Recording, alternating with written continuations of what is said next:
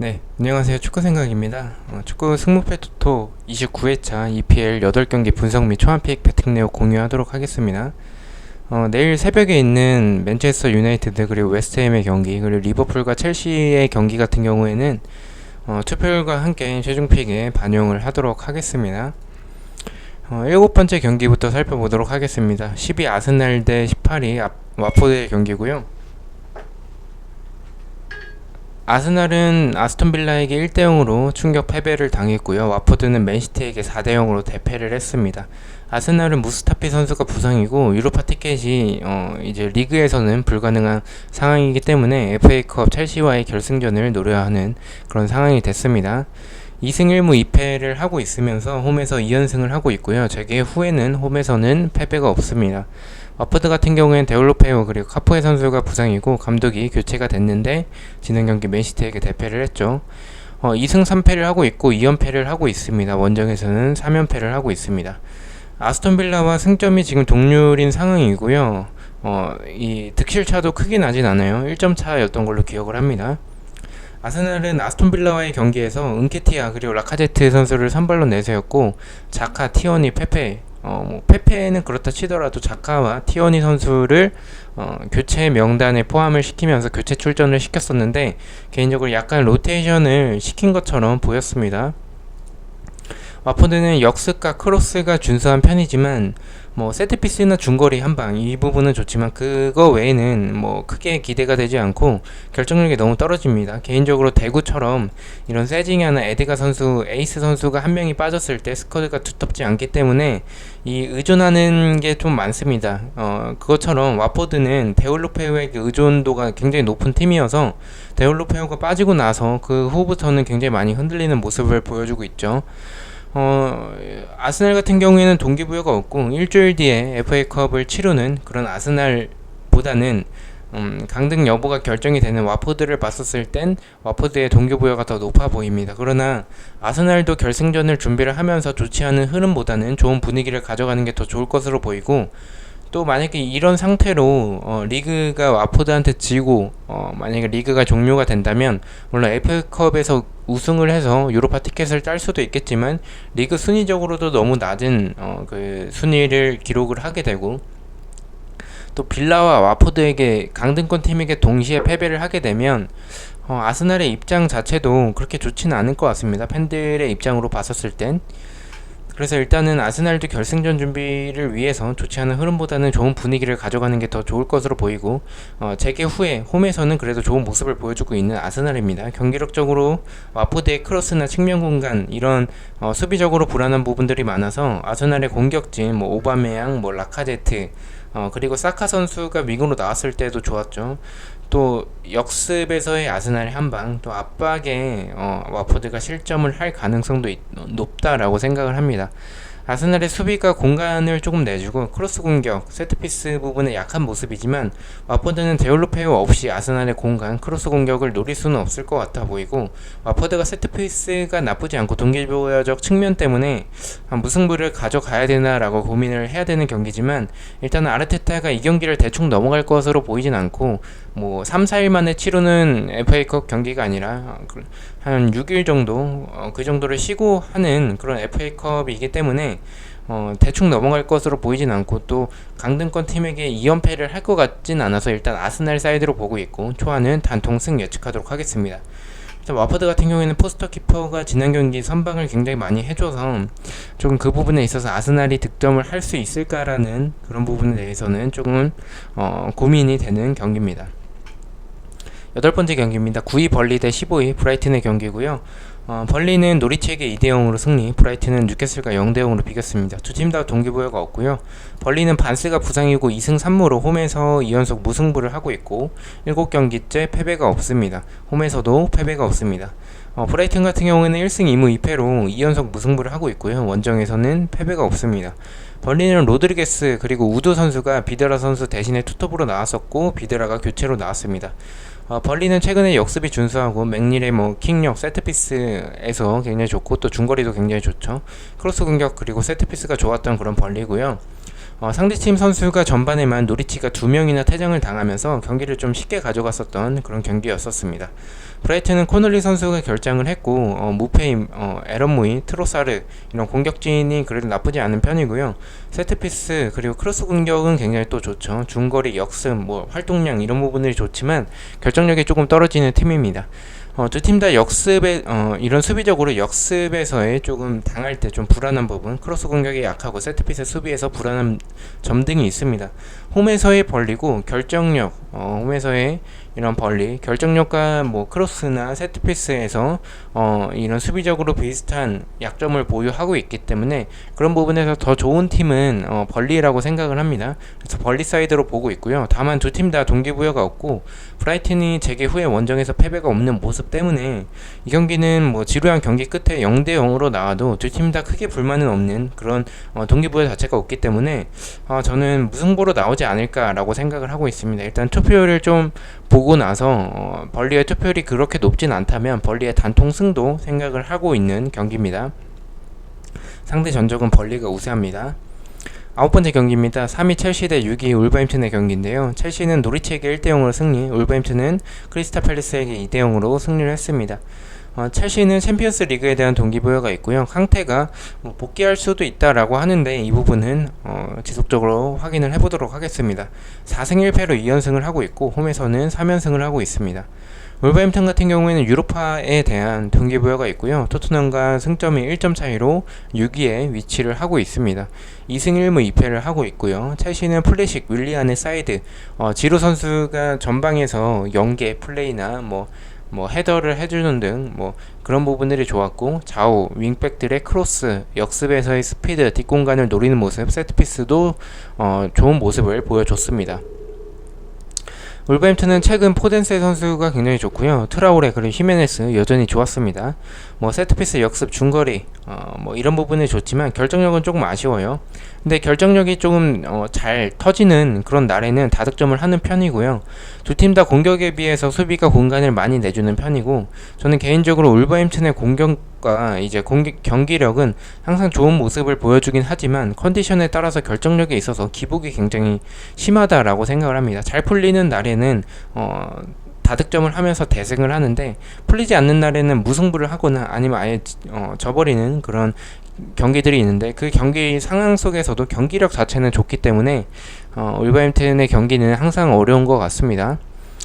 첼시 같은 경우에는 이런 사이드 윙들과 지루의 모습이 최근에 좋고요. 또 홈에서의 첼시, 원정에서의 울버햄튼 이런 부분 봤었을 때는 저는 첼시 사이드로 보고 있습니다. 첼시의 단통승을 가기에는 울버햄튼의 경기력 자체는 그래도 또 좋을 거기 때문에 조금 불안하다라고 생각을 하고요.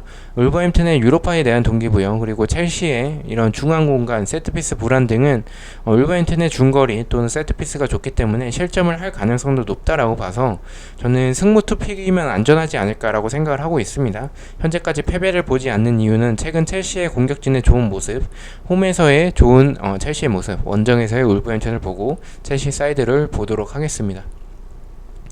10번째 경기입니다. 14위 크리스탈 팰리스 대 7위 토트넘의 경기고요. 크리스탈 팰리스는 울버햄튼에게 2대 0으로 패배, 토트넘은 레스터에게 3대 0으로 이겼습니다. 크리스탈 팰리스는 동기부여가 없고요. 톰킨스, 케일, 벤테케 이런 수비에서의 2명, 공격에서의 1명이 부상을 하고 있습니다. 7연패를 하고 있고요. 홈에서는 재개 후에 전패 그리고 3연패를 하고 있습니다. 토트넘은 아스날이 FA컵을 우승을 할 수도 있기 때문에 아스날이 우승을 하게 된다면 토트넘 자체는 7위에 위치를 하더라도 유로파에 나갈 수 없게 되고요. 반면에 첼시가 우승을 하게 되면 토트넘은 7위더라도 유로파 티켓을 얻게 됩니다. 그래서 일단은 유로파에 대한 동기부여가 있는 그런 토트넘이고요. 알리와 이제 다이어 선수가 복귀를 할 수도 있어 보입니다. 4승 1무로 3연승을 하고 있습니다. 토트넘은 역시 역습에서의 한방, 공격진의 한방, 또 요리스의 선방이 좋았지만 지난 레스터 경기 같은 경우에는 사실 상대 자책골로 경기를 쉽게 가져간 편이긴 합니다. 크리스탈 팰리스 같은 경우에는 자의 개인 능력, 이 부분들이 좋긴 하지만 자아와 아에오만으로 공격을 하기에는 굉장히 버거워하는 모습이 보이고, 역습이 좋긴 하지만 뭐 역습 중거리 카운터 한 방은 그래도 좋은 모습을 보여주고 있는 크리스탈 팰리스입니다.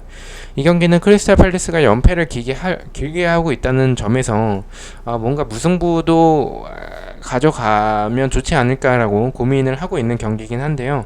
크리스탈 팰리스가 부상자가 또 많고 수비적으로 공간을 너무 많이 내주는 모습들이 있기 때문에 저는 일단은 토트넘 쪽으로 보고 있습니다. 토트넘도 수비적으로 공간을 내주는 모습들이 있지만 그래도 최후방에는 요리스 키퍼가 있고, 크리스탈 팰리스가 이제 벤테키가 없는 공격은 그렇게 날카롭다라고 생각은 하지 않아요.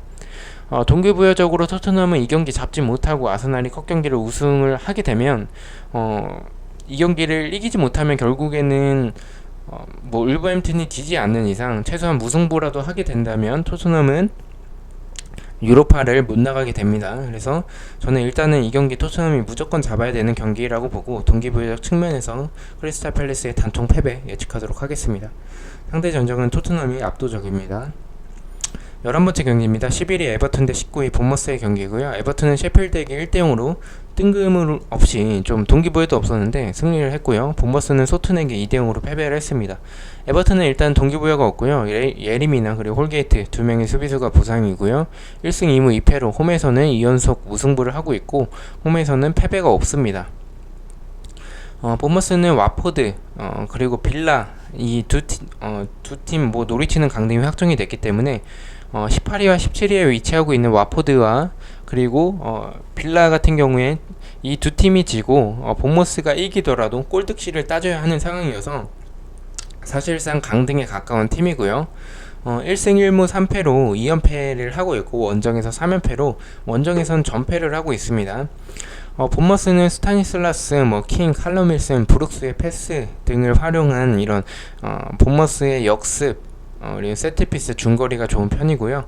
에버튼은 또 4-4-2의 칼버트리인가 히샬리송의 투톱으로 나왔고 측면 크로스 공격 그리고 세트피스 압박도 굉장히 또 활동량이 많은 팀이기 때문에 좋은 편이고 역습도 좋습니다. 그리고 지난 경기 세트피스로 득점을 했고요. 월콧이 우측에서 굉장히 또 좋은 모습을 보여줬습니다. 수비 자체는 예림이나 홀게이트가 빠지면서 좀 흔들리는 모습들이 있었습니다. 에버튼이 역습과 크로스 공격이 조금 약하고 중앙 공간에 있어서 본머스가 크로스 공격이 좋지는 않아서 역습과 중거리 이런 한방을 중앙 공간을 노린다면 득점을 할 수도 있겠지만 그렇게 득점을 하더라도 이런 본머스의 수비 때문에 실점을 더 많이 할 것으로 생각을 하고 있습니다. 본머스의 이런 수비적으로 공간, 침투 선수를 놓치는 모습 등을 봤었을 땐 에버튼에게 밀릴 것으로 보이고 에버튼이 홈에서 연무를 하고 하고 있지만 홈에서의 에버튼이고 본머스의 원정에서의 전패 모습을 봤었을 땐 본머스가 동기부여가 있더라도 경기력에서 두 팀의 차이는 조금 난다라고 생각을 합니다.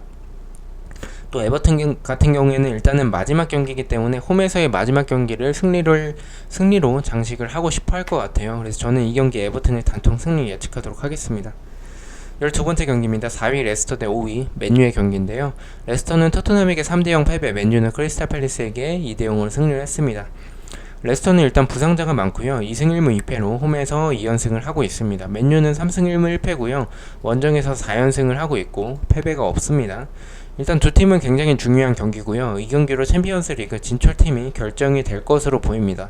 맨유는 오늘 웨스트햄과의 경기가 있는데 일단 이길 것으로 보여서 챔피언스 리그 이 티켓에 대해서는 가장 이 세 팀 중에서는 가장 높은 위치를 할 것이라고 생각을 하고요.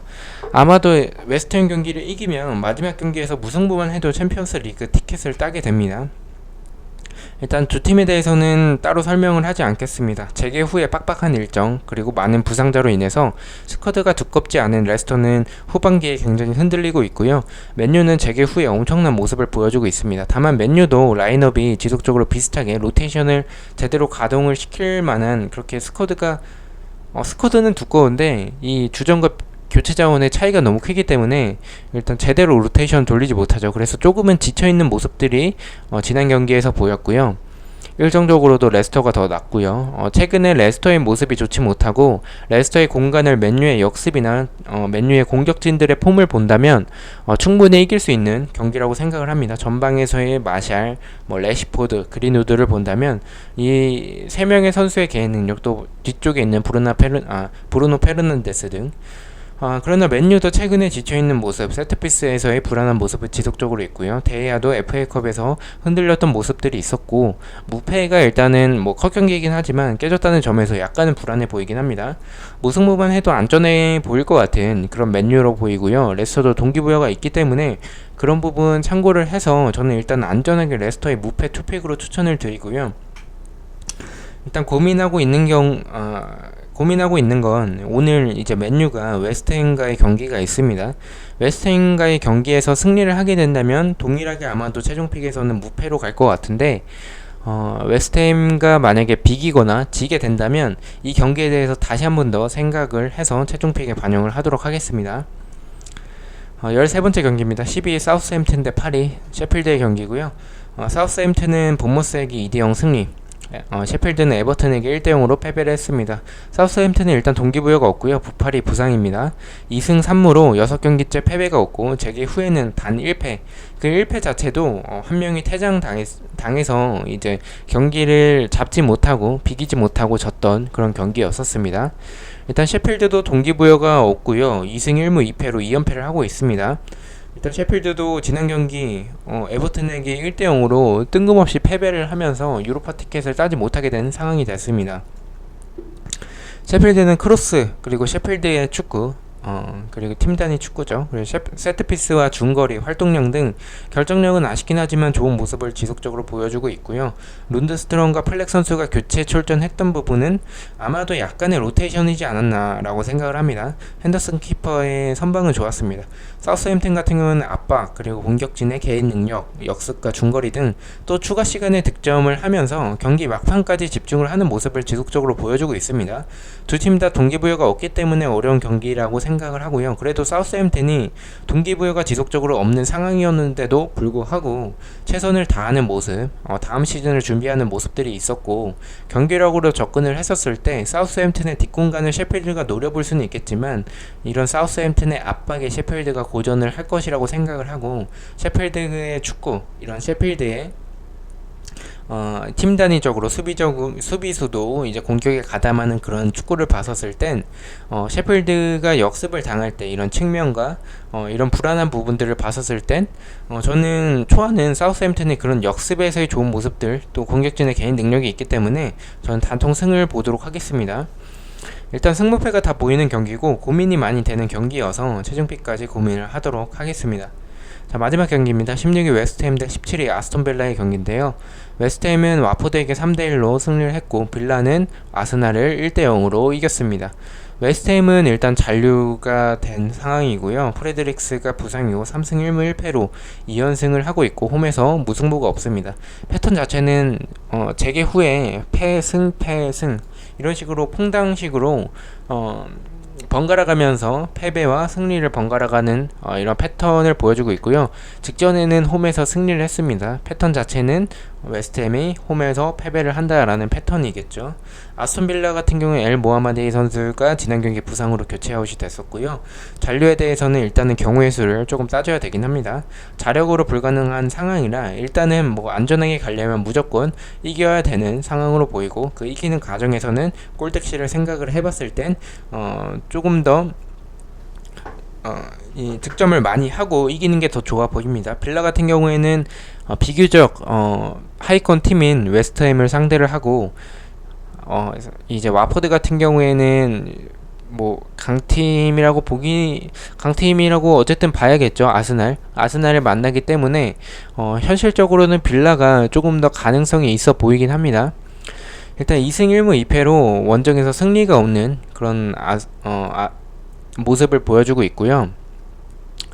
웨스트햄 같은 경우는 최근 보행과 수책이 좋고요. 라이스 그리고 마크 노블 선수가 수비형으로 지속적으로 이번 시즌 나오다가 라이스와 수책의 수비형 미들이 좋다 보니까 약간은 공격형처럼 조금 나왔습니다. 크로스 공격 그리고 세트피스 역습이 좋았던 그런 웨스트햄이었고요. 아스톤 빌라 같은 경우에 사마타 선수가 선발로 나왔고 트레제게가 세트피스에서 득점을 했습니다. 잭 그릴리시, 레이나 키퍼 중거리 역습 좋았습니다. 세트피스로 득점을 하긴 했는데 아스톤 빌라가 세트피스가 좋았다라기보다는 이 상대의 어떤 아스날의 세트피스 수비가 너무 좋지 않았습니다. 두 팀 다 역습을 당할 때 좀 불안한 부분들이 있고 측면 공간 그리고 크로스 공격에 불안한 이런 비슷한 점이 있습니다. 공격적으로도 조금 비슷한 모습들이 있고요.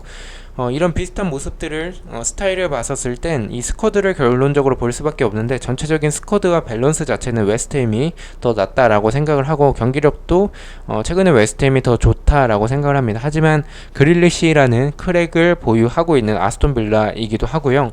강등권 팀들 중에서는 가장 투지 넘치는 모습들을 최근에 보여주고 있고 아스날 상대로도 승리를 했기 때문에 선수들도 이런 위닝 멘탈리티에 대한 자신감이 있을 거고 또 공교롭게도 아스날을 승리를 했는데 그 다음 경기 아스날이 상대하는 팀이 또 잔류 경쟁을 하고 있는 와포드의 두 팀의 경기이기 때문에 상대적으로 아스톤 빌라 같은 경우에는 조금 더 자신감이 있을 것이라고 생각을 하고 이 잔류에 대한 의지가 굉장히 커 보입니다.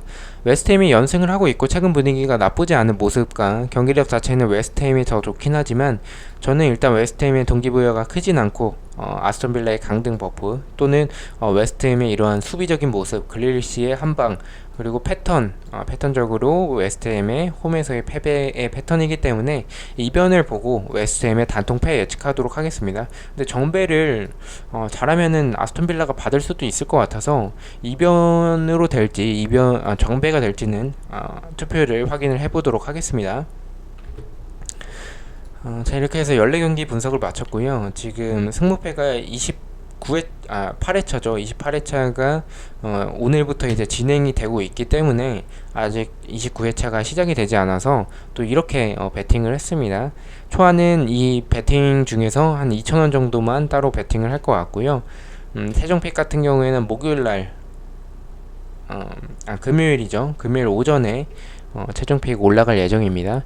1번 경기 상주의 무승부로 갔고요. 2번 경기는 성남의 무패 강원 사이드로 갔고요. 3번은 광주의 승리, 4번은 전북승, 5번은 지웠습니다. 6번은 대구승, 7번은 아스날의 단통승, 8번은 벌리의 무승부, 9번은 첼시의 승무, 10번은 수정궁의 패배, 11번은 에버튼의 이 승리죠. 12번은 레스터의 무패, 13번은 소튼 승, 14번은 웨스트햄의 단통패 이렇게 초안은 보도록 하겠습니다. 시청해주셔서 너무나도 감사드리고 구독과 좋아요 너무나도 감사합니다. 감사합니다.